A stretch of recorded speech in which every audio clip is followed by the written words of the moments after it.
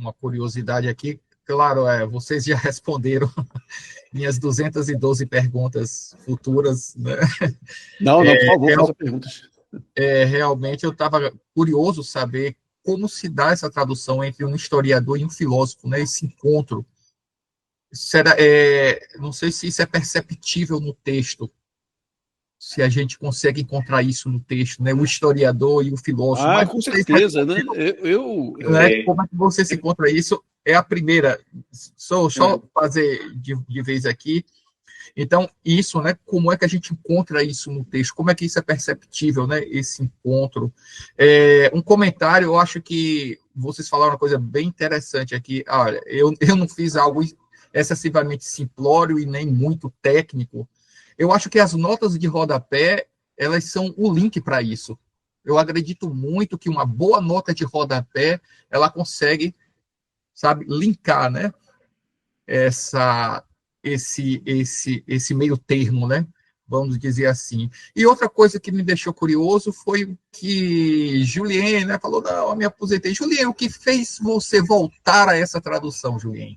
Alda eu conheço, já está trabalhando isso há muito tempo, mas você estava assim, não é confortável tal. Aí eu volto. O que foi que houve? Então eu fiquei muito curioso, né, pelos seus comentários, o que fez também você voltar. Então, na verdade, são duas perguntas. Essa e como é que a gente percebe isso no texto, né? O historiador e o filósofo. Obrigado. Eu só acho o seguinte, a sua pergunta me pôs numa bifurcação, numa sinuca, porque ou ela me obriga a mentir, ou me obriga a ficar mal na fita, né? Então, eu vou falar a verdade, eu vou falar o que é que foi. Me desculpe, Juliano. Eu não vou mentir, não. Vou correr o risco de ficar mal na fita. O que aconteceu é que, logo depois da tradução, né, os meus caminhos na universidade já foram para outros caminhos, devido a diversas obrigações acadêmicas e situações. Houve uma reforma curricular em que aumentou o peso de outras disciplinas, aí eu tinha, sabe, aquelas coisas todas. Então, eu já fui abandonando na própria universidade o epiteto em si e o próprio trabalho com o grego antigo, enquanto o Aldo continuou.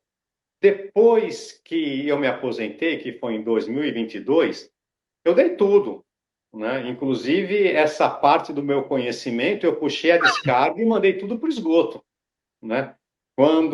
Até que um belo dia, né? Aí, quando eu vim para Aracaju, quando eu estava aqui em São Paulo, já estava mexendo com outras coisas. Eu comecei a fazer o curso de Xing da Sociedade Taoísta de São Paulo. Aposentado agora, estou terminando um curso de acupuntura. Eu me interessei pelo taoísmo e Lao Tse, fui por outro caminho. Até que um dia o Aldo vem com uma... Inclusive, quando eu estava indo embora, eu falei assim, Aldo, você quer que eu te passe os direitos autorais? Porque, eu vou embora, vou sumir, de repente você precisa fazer alguma coisa aí desse texto e não vai poder fazer. Aí ele falou, se você conseguir fazer aí, aí passou, não fizemos nada, né? Até que um dia ele mandou uma mensagem e falou assim, a Companhia das Letras está querendo publicar o livro. Eu falei assim, tá bom, o que eu tenho que fazer? Ele falou, nada, né? O livro já estava escrito, né? Ele tinha aumentado, né? Porque o manual de epiteto e os fragmentos, nós fizemos a tradução e as notas juntas, né? Então, o livro seria o manual de epiteto, os fragmentos de epiteto com as suas respectivas notas, mais as diatribes, acho que 1, 2 e 3, não é isso, Aldo?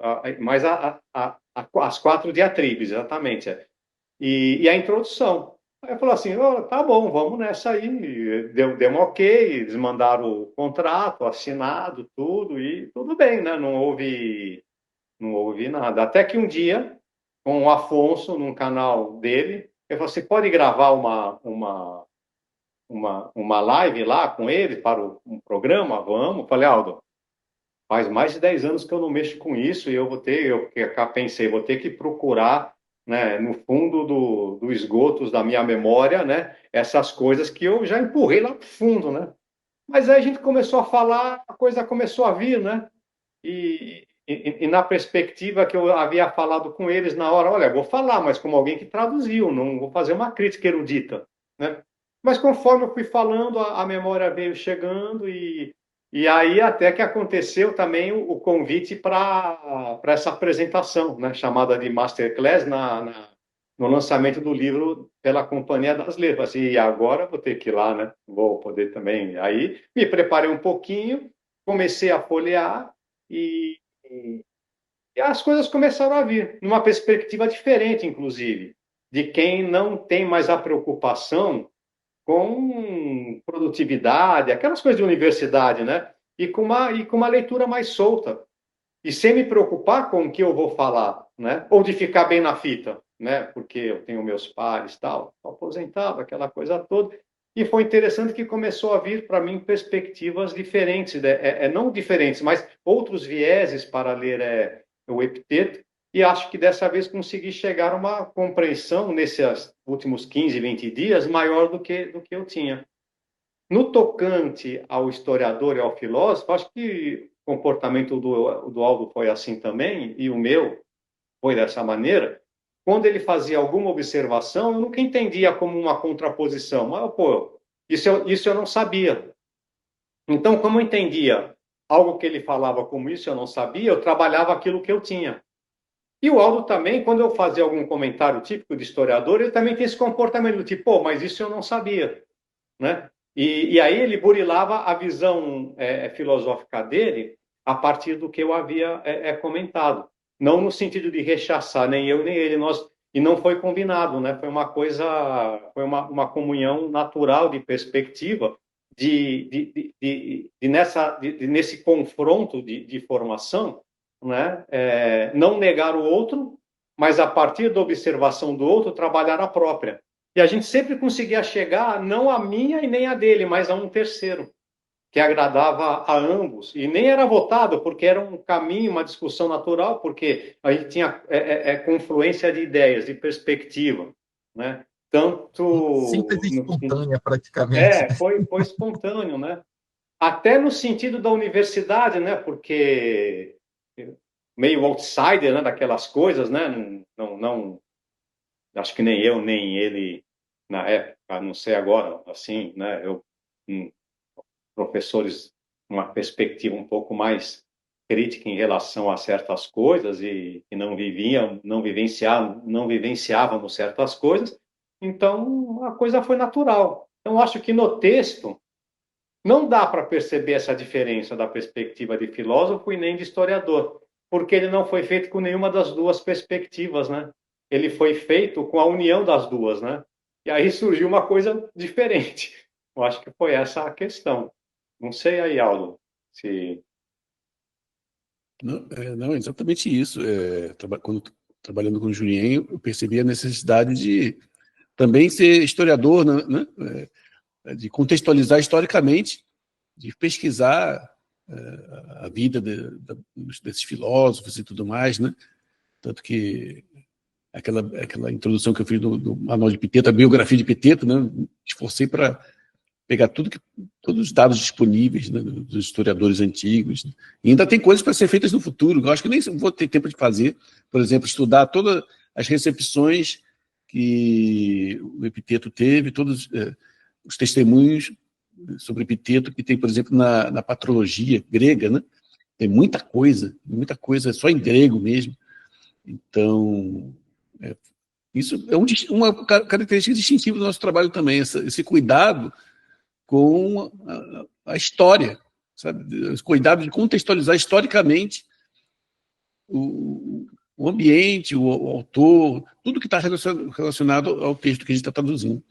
E isso a gente não vê em muitos textos, é assim, né? Ou o indivíduo, por ser historiador, só se preocupa com a história, ou por ser de letras clássicas, só se preocupa com detalhes técnicos que são próprios das letras clássicas, ou por ser filósofo, só se preocupa com questões filosóficas e argumentos.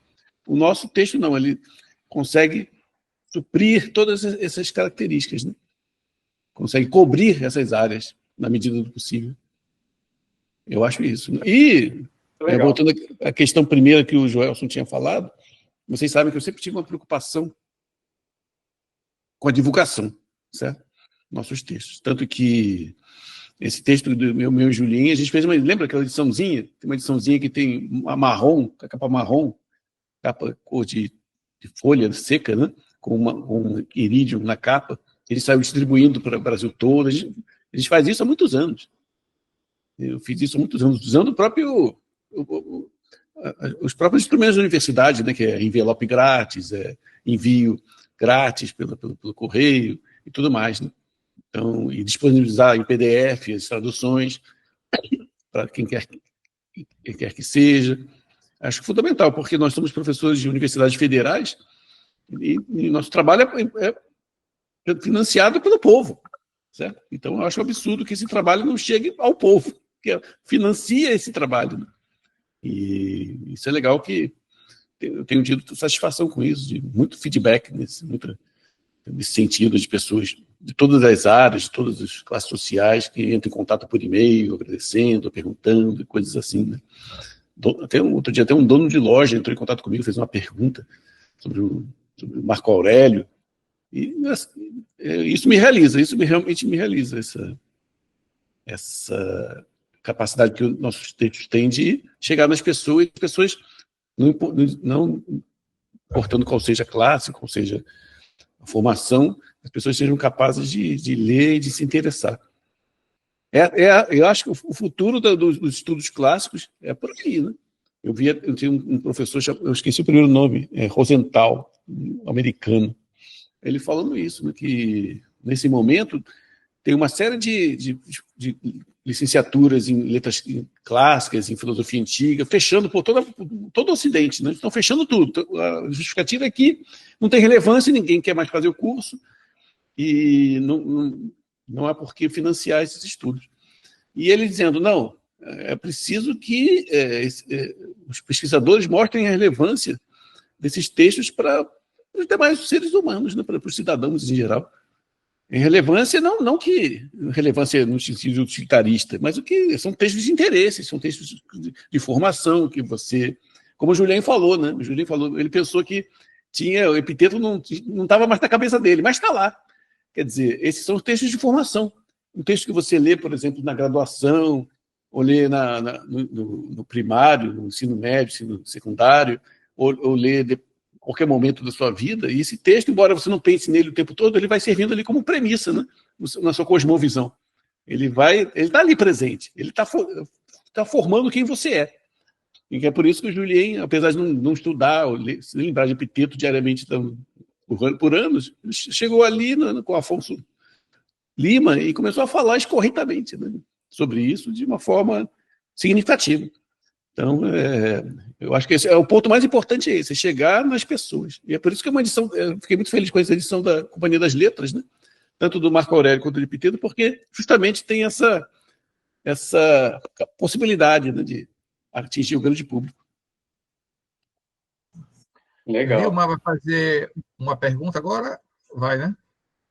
Então, eu dentro do que vocês estão colocando, eu gostaria de perguntar se vocês consideram que hoje está tendo uma busca maior em relação à filosofia antiga, aos filósofos clássicos, em especial o estoicismo, ou sempre teve, ou se percebe maior hoje no nosso tempo? E, junto com essa pergunta, eu já gostaria de colocar uma outra questão, qual é a importância que vocês consideram do filósofo Epiteto, daquilo que nos chegou hoje, para se pensar o sujeito da atualidade? E qual é a relevância? É óbvio que se percebe nitidamente, mas vocês, como tradutores, como alguém que se debruçou dentro desse universo de Epiteto, então apontar para a gente um pouco qual é a importância desse filósofo para se pensar o sujeito da atualidade e, como já foi colocado, não só o sujeito da pesquisa, mas o sujeito do cotidiano, aquele que vai trabalhar, que pega um ônibus, que às vezes pode pegar esse livro e ler no caminho para o trabalho. Então, seriam essas questões que eu gostaria de colocar. Pode ir. Aldo? Pode começar, Julinho. Gentilmente, eu vou deixar essa pergunta você responder primeiro. Tá certo. Não, essa é uma questão fundamental, porque eu cheguei a Epiteto não pelas vias acadêmicas, né? Mas por interesse pessoal mesmo, como um conhecimento, né? Uma filosofia que capaz de me ajudar no dia a dia. Esse foi o meu primeiro interesse. Não foi interesse assim, vou fazer uma tese sobre Epiteto. Não foi isso. O meu interesse foi primeiramente porque eu simplesmente me fiquei apaixonado pelo pensamento do Epiteto, né? Embora apaixonado talvez não seja o termo mais exato do estoicismo, mas foi isso. O Luiz Márcio Fontes, que me ajudou a gente um tempo atrás nas traduções, ele falava assim, quando é que o estoicismo te pegou, né? Te capturou, né? Então eu fui capturado ali pela mensagem. Mas eu tenho pensado sobre isso, eu acho que o estoicismo de Epiteto ele pode nos ajudar em 4 pontos principais na nossa vida. Primeiro, para uma vida mais simples, porque a gente vive uma era do consumo, nós somos estimulados a consumir o tempo todo, e, por um lado, isso leva a um vazio existencial, e, por outro lado, destrói nossas economias, né? Porque a gente fica devendo a Deus e o mundo, estoura nosso cartão de crédito, e todo mundo já deve ter passado aqui por essa experiência de ver Deus e o mundo. Então, esse substrato cínico dos estoicos e de Epiteto é fundamental. A gente consumir na medida do necessário, né? Eu diria um cinismo comedido, né? E, de vez em quando, também, como diz o Sêneca, a gente pode pôr o pé na jaca, né? Uma cerveja, vinho e tudo mais, né? Mas sem que a gente se prejudique financeiramente, de forma comedida, né? E também sem que a gente fique viciado também nessas coisas, certo? O segundo ponto é repensar nossas noções sobre o mundo. Isso é muito importante também. O Epiteto, a gente chama de teorema ontológico, né? Ele divide as coisas entre coisas sob nosso encargo e coisas que não estão. As coisas sob nosso encargo podem ser boas ou mais, e as que não estão, não. São aquelas indiferentes. E as sob nosso encargo são certas operações mentais, fundamentalmente opinião e desejo. Então, nós podemos modificar nossas opiniões, nós podemos modificar nossos desejos. E as demais coisas são indiferentes, mas não no sentido que a gente ouve por aí. Até eu estava ouvi a chamada do filósofo desses populares, né? Não vou mencionar o nome, dizendo, é muito difícil você não se importar com as coisas externas, né? Mas a questão não é não se importar, como Epiteto vai dizer nas diatribes 2.1 a 2.6, é você conceber os externos, as coisas externas que são indiferentes, né, as coisas materiais, as opiniões das outras pessoas, como materiais para a ação. Certo? São coisas para a gente fazer uso. O uso pode ser bom ou mal. O uso vai ser bom se nossas opiniões sobre a coisa forem corretas. Se nossos desejos também. E o uso vai ser mal se tivermos opiniões ruins e desejos ruins também. Um exemplo básico é da riqueza, né? Você é muito rico, por exemplo. Né? Não, infelizmente, nenhum de nós é. Pôr em prática o ensinamento epitetiano. Né? Você é muito rico. Você pode fazer um excelente uso disso, ajudar pessoas, ajudar você mesmo, criar empregos. Ou você pode fazer um péssimo uso disso, como muitas pessoas acabam se autodestruindo, né, com vícios e atraindo falsos amigos e tudo mais. O dinheiro, então, é indiferente nisso. O dinheiro pode ser bem ou mal usado. E isso vale para todas as coisas. O terceiro ponto é estabelecer relações corretas com as coisas do mundo, com as pessoas, com o próprio cosmos, né? E repensar as relações. O que é ser um bom pai, o que é ser uma boa mãe, o que é ser um bom filho, o que é ser uma boa filha, o que é ser um bom professor, o que é ser, como exercer corretamente a sua profissão. E ao fazer isso, né, refletir sobre isso, você será capaz de bem exercer esses papéis, certo? Também não é um solilóquio, algo que você discute só consigo mesmo, é uma coisa para você discutir com os amigos, para buscar conhecimento sobre, certo?